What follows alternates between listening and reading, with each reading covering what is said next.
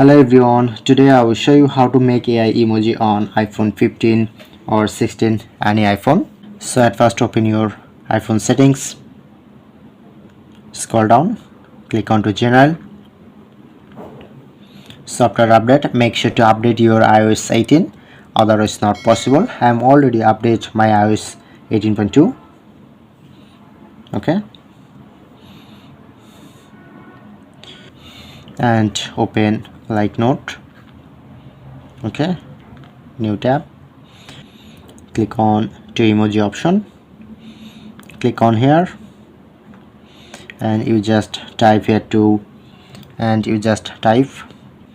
Okay, you just wait few seconds, then showing here to more, then suggest more sticker and select on.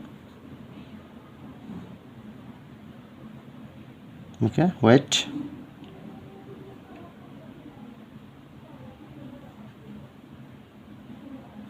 I'm select, press on to add.